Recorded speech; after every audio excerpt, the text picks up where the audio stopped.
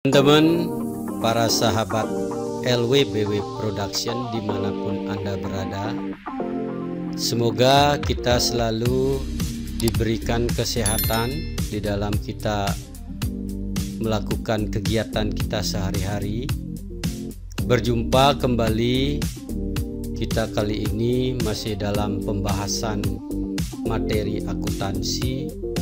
Kali ini adalah bagaimana kita menerapkan akuntansi itu dalam perusahaan jasa, khususnya dalam bidang perhotelan. Di dalam perhotelan ini tidak khusus perusahaan jasa, di situ juga ada usaha menjual produk, usaha dagang, dan ada juga industrinya. Jadi mengubah bahan baku menjadi produk yang juga akan dijual. Jadi di sini akuntansi perhotelan itu lebih kompleks. Mari kita mulai. Dalam akuntansi perhotelan sekarang ini akan lebih banyak, bahkan ya 100% menggunakan sistem software yang ada, yang ditawarkan oleh vendor-vendor, sejalan dengan semakin berkembangnya teknologi. Maka sistem-sistem itu pun akan mengalami perkembangan. Dengan penggunaan sistem ini tentunya sangat membantu di dalam bekerja, baik itu dilakukan di front office maupun di back office. Namun kalau kita tidak mempunyai basic pengetahuan akuntansi secara manual, tentunya akan sangat menyulitkan apabila terkendala masalah. Artinya sistem yang digunakan itu ada masalah, sehingga transaksi yang seharusnya bisa kita selesaikan karena kekurang pahaman kita dengan akuntansi secara manual itu menjadi terhambat. Nah, untuk itu kali ini saya akan memberikan sedikit pemahaman yang memungkinkan kita akan bahas, berdiskusi untuk saling melengkapi dalam pemahaman kita mengenai akuntansi yang ada di hotel. Nah, untuk itu mari kita bahas bersama tentunya di channel ini.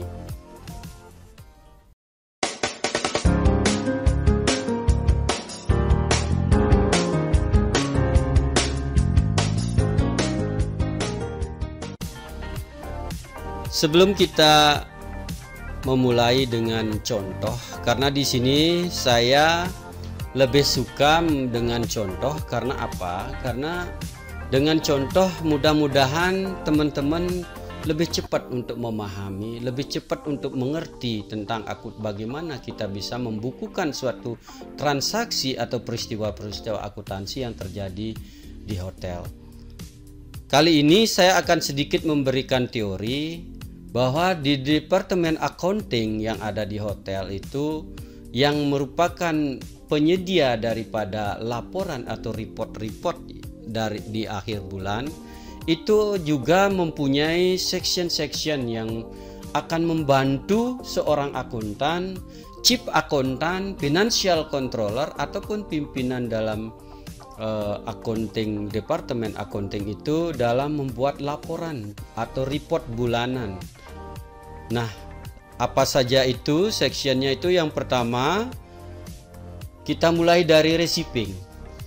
Receiving ini jobnya atau tanggung jawabnya adalah menerima barang yang diorder, berapa jumlah harus sesuai dengan apa yang ada di nota, itu harus diteliti di receiving. Kemudian storekeeper mempunyai tugas adalah setelah barang itu diterima, tentunya akan dibawa ke store. Jadi di situ barang masuk dan juga barang yang nantinya keluar yang dipergunakan oleh departemen-departemen yang ada di hotel, user yang ada di hotel, itu storekeeper harus bisa mencatat in outnya barang dari store.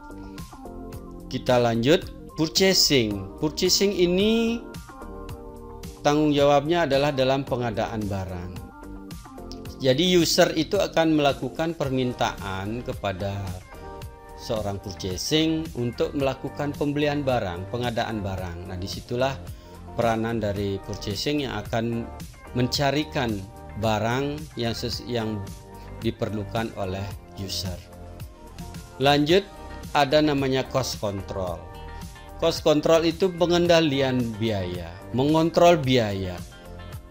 Tentunya di inventory itu merupakan kewajiban tanggung jawab dari seorang cost control. Account payable.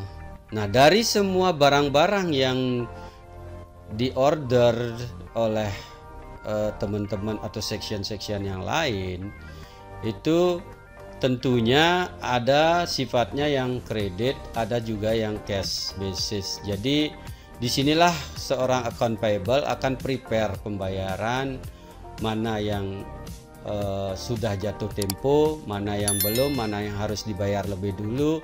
Nah, di sini peranan dari account payable. Account receivable ini bertentangan dengan account payable. Account payable melakukan pembayaran, account receivable prepare masalah penagihan ke travel agent ataupun pengguna jasa hotel itu. Jadi ada istilahnya dari pemerintahan, dari company-company, perusahaan-perusahaan. Nah, di situ dari account receivable akan melakukan penagihan, tentunya dengan pengiriman invoice, bagaimana prepare sebelum dilakukan collect. Selanjutnya income audit. Income auditor ini adalah yang bertanggung jawab tentang pendapatan hotel. Jadi supaya revenue yang ada, yang didapat itu tidak terjadi loss, di sini adalah peranan dari income audit. General Kasir. General Kasir bertanggung jawab dengan penerimaan dan pengeluaran uang, cash flow. Di sini cash flow di General Kasir. Bookkeeper memproses data, menghasilkan laporan keuangan. Nah, inilah dari section-section yang akan membantu di dalam accounting menyediakan laporan di akhir bulan. Kenapa harus menyediakan laporan? Seperti sudah sebelumnya di video sebelumnya, bahwa laporan itu sangat penting bagi internal dan eksternal perusahaan. Nah, di sini saya tidak begitu akan menjelaskan lagi. Nah, section ini akan menyesuaikan dengan kondisi hotel itu. Besar kecilnya hotel, banyaknya kamar yang ada di hotel. Jadi masing-masing hotel akan berbeda-beda dari section-section ini sesuai dengan kebutuhannya. Kalau besar umpamanya hotelnya, bisa jadi ada credit manager, ada kolektor. Nah, di situ ada juga akuntan. Istilah-istilah itu sesuai dengan kebutuhan yang diperlukan dalam hotel tersebut. Nah, setelah kita memahami sedikit bagaimana prosesnya di accounting, mari kita mulai. Saya akan memulainya dengan bagaimana kita melakukan seandainya ada tamu yang sudah booking di hotel. Nah, saya akan mulai dari ada tamu yang booking kamar di hotel. Jadi contoh-contoh ini mudah-mudahan dengan contoh ya teman-teman bisa dengan cepat mengerti bagaimana apa yang dilakukan dengan contoh ini. Contohnya adalah reservation di hotel, ada di sales itu ada sectionnya reservation. Dia ini adalah yang menerima bookingan kamar. Jadi dia itu ujung tombak dari hotel itu akan mendapatkan pendapatan revenue. Jadi booking, tamu membooking kamar, umpamanya dia akan menginap di bulan depan selama 3 hari dengan harga per malam per room per night-nya adalah 800.000. Nah, ini contoh publish rate umpamanya 800.000. Nah, di sini dengan contoh ini, peristiwa ini secara akuntansi belum bisa kita bukukan meskipun sudah ada nilainya, ada rate-nya 800.000. Namun untuk forecast penjualan itu sah-sah saja dicatat di sale dan akan dibuatkan suatu perkiraan di bulan-bulan berikutnya, bagaimana akupansi yang terjadi di bulan-bulan berikutnya dengan adanya bookingan dari tamu tersebut. Bagaimana capaian di bulan-bulan berikutnya dengan melihat forecast dari akupansi yang ada di sales yang dibuat oleh sales. Nah, kalau seandainya sekarang setelah reservasi tamu ini diterima, kemudian tamu itu diwajibkan untuk membayar 1 malam deposit. Dia sebagai tanda jadi, tamu ini harus membayar 1 malam sebagai deposit. Nah, tamu setuju dan kemudian melakukan bank transfer ataupun melakukan internet banking. Nah, sehingga setelah dikonfirmasi balik bahwa tamu sudah melakukan pembayaran, kemudian kita cek di rekening hotel dan uang itu sudah masuk di rekening. Nah, ini baru bisa kita bukukan. Ini harus kita bukukan karena sudah ada uang, jadi sudah ada peristiwa akuntansi. Caranya adalah dengan menjurnal transaksi tersebut. Dari contoh ini juga kita bisa membuat suatu perkiraan-perkiraan atau kemungkinan-kemungkinan, karena di hotel itu adalah sifatnya kompleks.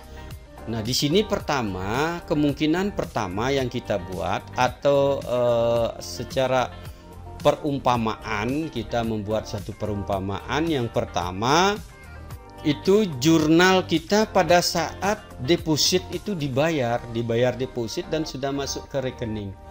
Nah, di sini apa yang akan kita debit, apa yang kita akan kredit. Nah, kembali di sini saya jelaskan sedikit bahwa dengan adanya kita dengan menjurnal ini, berarti pemahaman kita tentang persamaan dasar akuntansi itu benar-benar harus teman-teman pahami.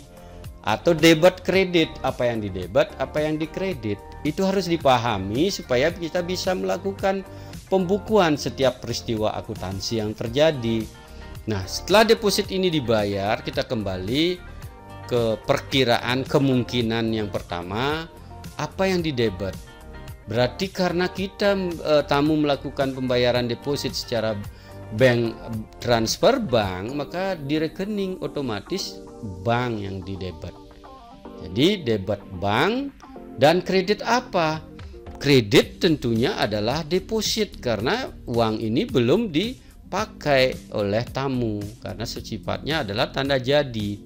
Jadi di kredit adalah deposit. Nah, kembali pemahaman kita, kalau uang kita terima itu akan bertambah di sebelah debit. Apa accountnya? Ya bank. Kalau cash dia bayar cash ya cash gitu.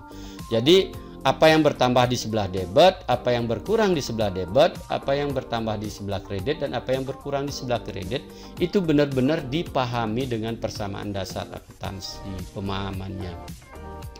Jadi deposit itu bertambah di sebelah kredit. Ini berarti tamu itu sudah mempunyai deposit di hotel kita. Nah, terus kita buat suatu kemungkinan dari kita mengecek rekening, ternyata itu di bank cuma masuk uangnya itu di rekening adalah Rp790.000. Karena apa? Ternyata bank atau tamu itu membayar dengan membebankan biaya transfer ke hotel, bukan dia sendiri yang bayar. Itu pembebannya adalah Rp10.000. Jadi bank di debit, di kredit tetap deposit 800.000. Debit kredit ini bank dan depositnya ini tidak balance. Rekening kita adalah 790.000, sedangkan kita membukukan deposit harus 800.000. Jadi di debit kekurangan lagi 10.000. Apa yang harus kita debit adalah biaya bank transfer. Jadi bank fee. Jadi di ini akan mempengaruhi laba rugi sebagai biaya bank transfer. Kalau bank ini akan mempengaruhi neraca, deposit juga akan mempengaruhi neraca. Nah, ini kemungkinan pertama pada saat kita menerima deposit dari tamu. Dan kita lanjutkan ke kemungkinan yang kedua. Nah, setelah kita bulan di mana tamu itu sudah melakukan reservasi dan dia akan datang. Ini setelah tamu tersebut akan datang, berarti apa yang kita lakukan untuk 1 hari itu kita akan mendebit compensate deposit. Tamu ini sudah ke hotel dan menggunakan depositnya. Jadi kita akan mengurangi deposit tamu dengan mendebit deposit. Akunnya adalah compensate deposit sebanyak Rp800.000. Nah, jadi tadi kita melakukan pengkreditan di deposit itu karena bertambah 800.000. Tamu menggunakan depositnya, itu artinya dia akan deposit berkurang. Jadi di sebelah debit. Jadi deposit ini sudah kembali nol karena sudah kepake. Kreditnya apa? Kreditnya karena ini adalah penjualan jasa, berarti pendapatan hotel masuk ke dalam pendapatan hotel Rp800.000. Jadi revenue adalah Rp800.000. Di sini sudah clear untuk 1 malam. Kemungkinan yang ketiga, bagaimana halnya kalau karena tamu ini booking 3 malam, dia akan menginap 3 malam di hotel. 1 malamnya sudah menggunakan deposit dan 2 malamnya kita juga harus jurnal. Tetapi di sini tamu akan membayar melunasi pada saat check out. Jadi apa yang didebit? Di debit itu adalah piutang AR. Jadi piutang tamu, account receivable sebanyak 2 malam. 800 kali 2 1.600.000. Kreditnya apa? Tetap revenue penjualan, pendapatan sebanyak Rp1.600.000. Nah, di sini sudah 3 malam revenue pendapatan sudah kita dapatkan 3 malam dari tamu itu. Sudah clear di dalam revenue. Nah, kita akan membuat kemungkinan lagi. Kemungkinan yang keempat, pada saat tamu check-in, di hari pertama dia menggunakan deposit, sisanya dia lunasi pada saat check-in dengan melakukan cash payment. Jadi dilunasi. Apa yang didebit? Didebit itu adalah kas. Jadi kas yang didebit ataupun bank. Karena di sini melakukan cash payment, berarti kas yang didebit. Nah, setelah penggunaan dari 3 malam itu, 2 malam ini, maka kita langsung membukukan mengenai dengan pendapatan. Kita langsung dengan ke pendapatan. Di kreditnya adalah pendapatan. Boleh kita pakai deposit dulu. Dan kalau dengan sistem itu ke deposit, jadi deposit akan berkurang terus sesuai dengan keperluan dari tamu 2 malam menginap di hotel tersebut. Dan di sini kita langsung membukukan ke pendapatan. Nah, di sini kalau tamu itu kemungkinan yang kelima, pada saat check-in itu melunasi dengan kartu kredit. Jadi dengan kartu kredit, berarti tamu itu men-swipe kredit cardnya Berarti apa yang didebet? Debet adalah piutang bank, dan di kredit kembali kita bukukan dengan penjualan ataupun revenue atau pendapatan, karena kita sudah bisa mengakui itu sebagai sebuah pendapatan. Kenapa kita mendebet bank? Kenapa kita mendebet bank? Itu permasalahannya yang mungkin menjadi pertanyaan. Karena apa? Karena kalau dilunasi dengan kartu kredit, pada saat kita swipe kartu kredit dari tamu, maka pihak bank itu akan membayar paling lama 2 hari, maksimal 2 hari dari kartu digunakan. Setelah kita settle, maka 2 harinya pasti bank akan melunasi. Jadi debitnya kita akan masih menggunakan piutang bank.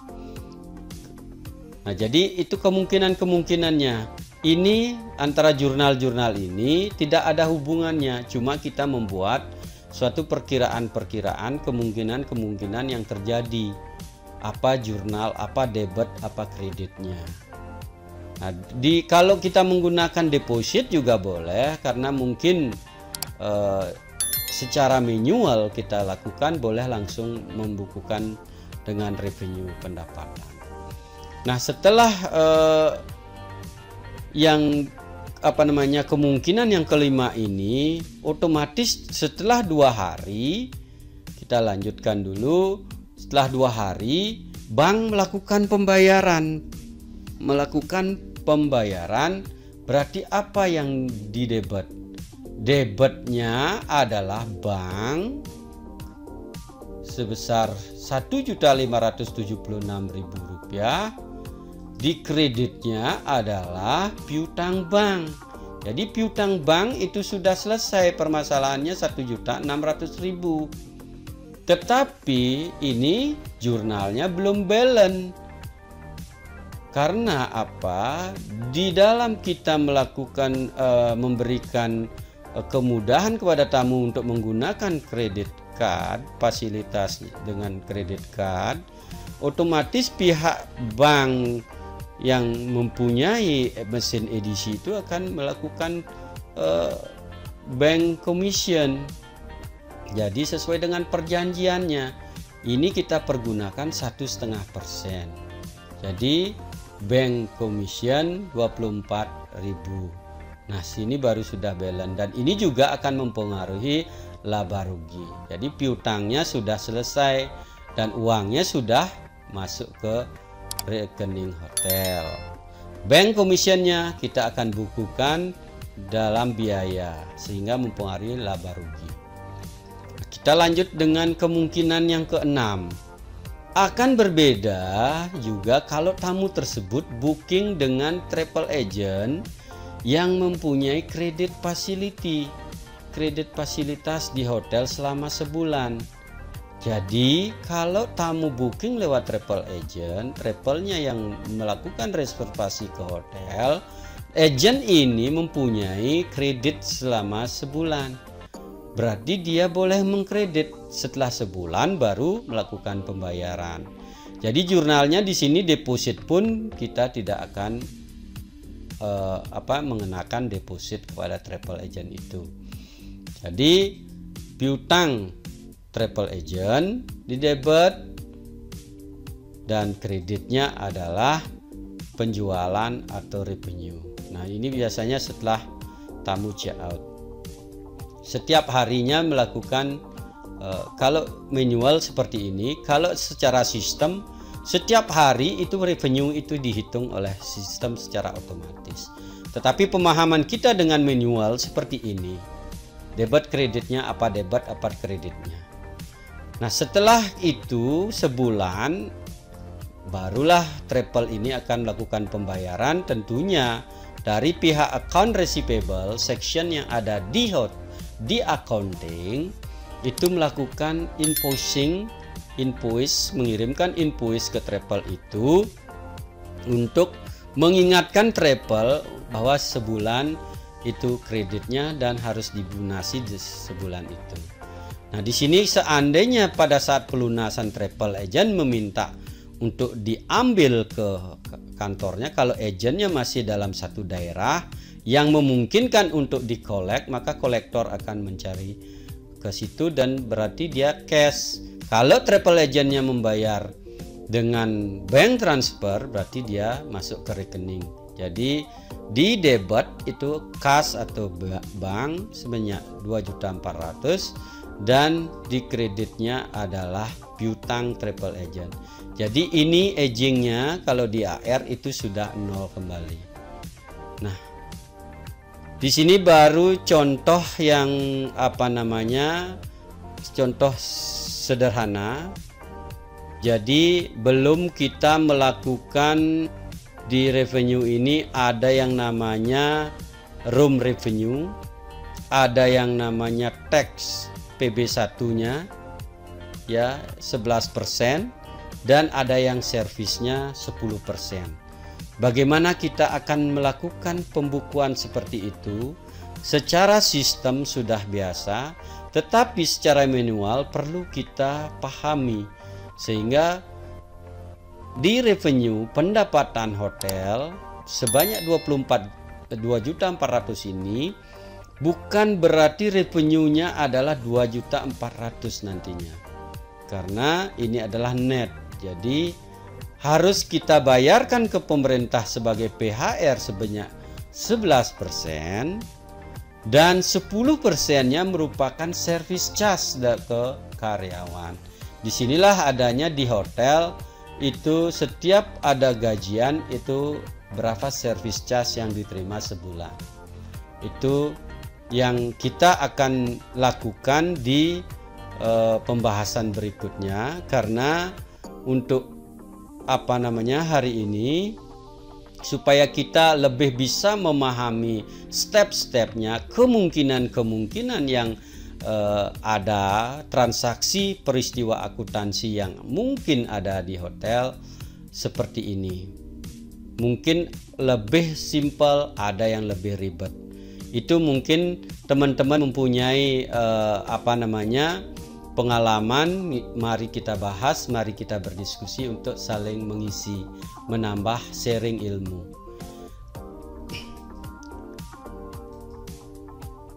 Dengan adanya sistem software seperti apa yang saya katakan tadi, semua akan menjadi mudah untuk dikerjakan. Jadi masing-masing hotel mempunyai sistem back office, front office, di FB, semua dengan sistem yang ada itu akan mudah untuk bekerja. Namun kembali saya ingatkan, secara manual kita harus memahami apa yang harus bertambah di sebelah debit, apa yang berkurang di sebelah debit, kemudian apa yang bertambah di sebelah kredit dan apa yang berkurang di sebelah kredit. Harus kita pahami, seandainya ada masalah, oh di sini letaknya permasalahan itu. Cepat kita bisa mengantisipasi. Nah, jadi pemahaman dasar persamaan dasar akuntansi debit kredit itu sangat kita perlu pahami supaya lebih mudah kita membukukan setiap peristiwa akuntansi yang terjadi di hotel. Nah, sampai di sini dulu teman-teman. Seandainya menemukan kesulitan di dalam perjalanan waktu, mungkin teman-teman menjadi karyawan hotel, mempunyai permasalahan baru ataupun permasalahan yang mungkin kita perlu berdiskusi, dan tentunya tulis di kolom komentar. Saya sangat senang kalau seandainya teman-teman berinteraksi, saling sharing ilmu di sini. Nanti kita akan bahas bersama, kita carikan solusi bersama. Mudah-mudahan pembahasan kita kali ini bisa memberikan manfaat, karena teman-teman mendapatkan manfaat. Saya sangat bersemangat di dalam menyampaikan materi-materi akuntansi yang saya pahami, dan mungkin kita bisa berdiskusi. Bagi teman-teman yang kebetulan juga mengambil di mata kuliah akuntansi, seandainya menemukan kesulitan dalam hal teori ke praktek, mari kita bahas di sini. Mudah-mudahan manfaatnya ada dari apa yang kita bahas. Mohon di like, subscribe, dan di share ke semua teman, ke saudara, supaya apa yang kita bahas hari ini bisa tersampaikan kepada teman-teman yang kebetulan mempunyai permasalahan yang sama di akuntansi perhotelan. Terima kasih atas supportnya selama ini dan sudah menjadi bagian dari channel ini. Kita bertemu pada pembahasan berikutnya.